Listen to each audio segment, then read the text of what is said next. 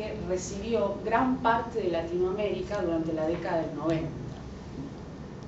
Luego tenemos el market seeking. En esta modalidad lo que hace el inversor extranjero es explotar el mercado doméstico a través de la instalación de filiales.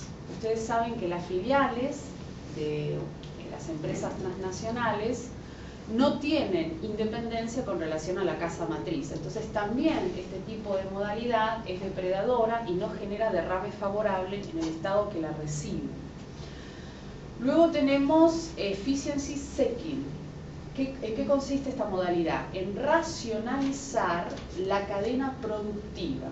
Esto surgió como consecuencia de una economía interindustrial. Es cuando la cadena global de valor se divide. Supongamos una empresa de automotores.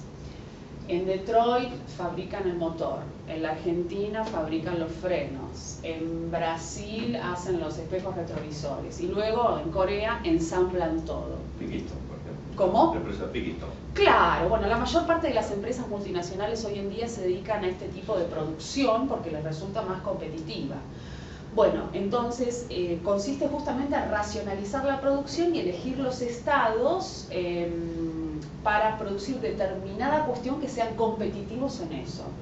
Bueno, este tipo de modalidad genera cierto derrame. ¿Por qué? Porque la empresa le tiene que enseñar al operario la técnica para la producción de esa mercadería.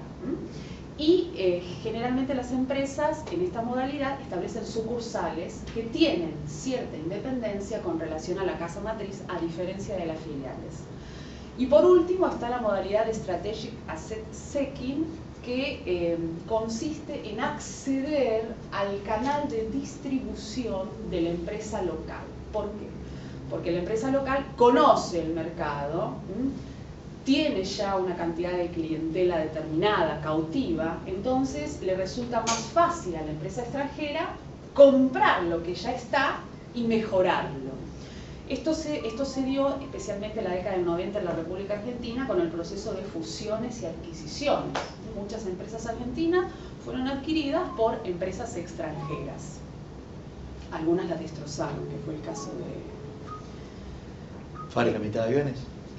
No, que fue el caso de Habana, de otras empresas, no me acuerdo el grupo. Tenía un nombre especial que compraron empresas argentinas y a propósito las hicieron quebrar.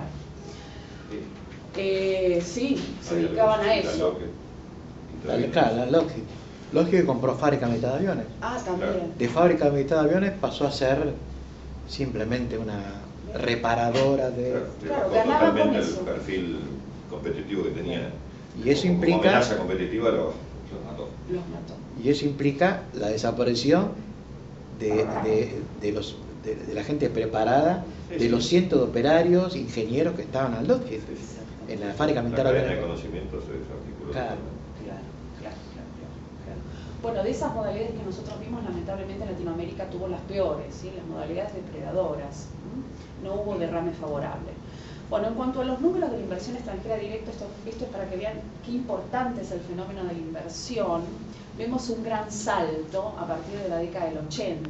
En el periodo 1989 al 94, el promedio anual de inversión extranjera directa a países en vías de desarrollo fue de 59.6 millones de dólares y del 95 al 2000 saltó a 184.000 millones. Y si tomamos el nivel mundial, ya esto incluye también la inversión de países desarrollados hacia países desarrollados también.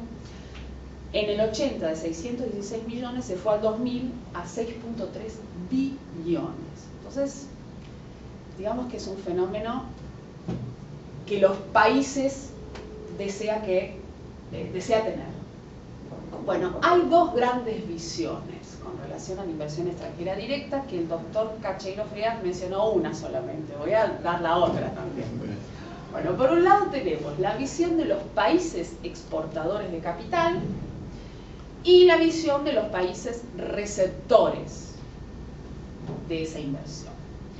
Los países inversores de capital consideran que la justicia de los países en vías de desarrollo es una justicia parcial, es una justicia corrupta, es lenta. Por lo tanto, buscan que, para el supuesto de conflicto con relación a su inversión, ese conflicto sea dirimido ante un tribunal internacional o en el menor grado en su tribunal, digamos que si el inversor es de los Estados Unidos, que sea resuelta por un tribunal de los Estados Unidos. Tratan de salirse de la jurisdicción local y de la aplicación de la ley local, por lo que acabo de mencionar. Además, pretenden obtener exenciones impositivas, esto es para beneficiar la inversión, entre otras tantas cosas, y eliminar las trabas burocráticas. Y por otro lado, pretenden tener un mejor trato que el inversor local. Es decir, ni siquiera un igual trato, sino mejor. Esto, si yo me pongo en la posición del inversor extranjero, resulta lógico, porque el inversor extranjero trae mucho dinero. Entonces pretende que ese dinero que traiga tenga garantías. Y por el otro lado está la visión de los países receptores de capital, que es totalmente contraria, ¿sí?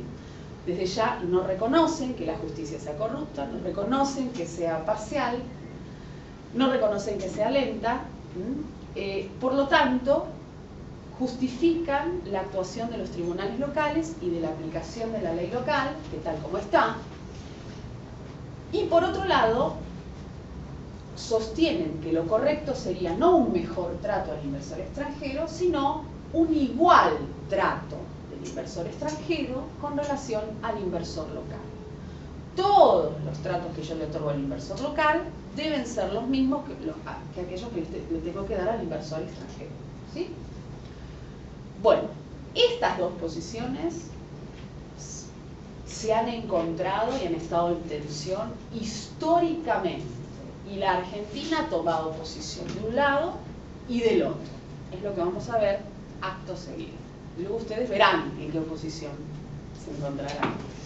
Bueno, vamos a los antecedentes históricos que van a ir de una posición a la otra.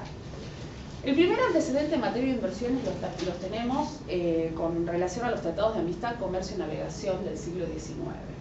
Si bien estos tratados no se refieren específicamente a la inversión extranjera, contenían cláusulas de importancia para el inversor extranjero, como por ejemplo, libre circulación de personas, como por ejemplo, inviolabilidad de la propiedad.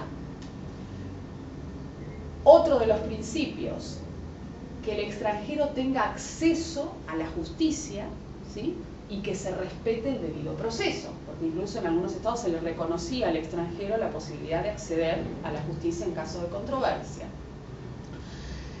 Bueno, desde ya que entonces estos principios eran favorables para el inversor.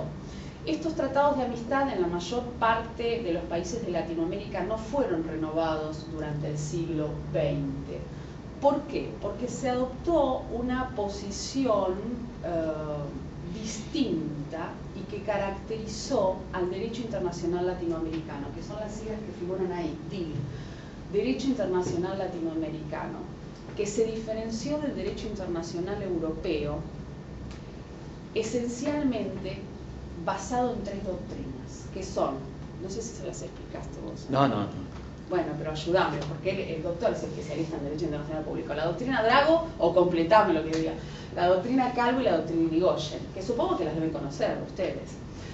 Bueno, la doctrina Drago surgió como consecuencia de una comunicación del ministro Drago al gobierno de los Estados Unidos en 1902 y como resultado del bloqueo y bombardeo de la aduana venezolana por una fuerza conjunta de los gobiernos de Italia, Inglaterra y Alemania.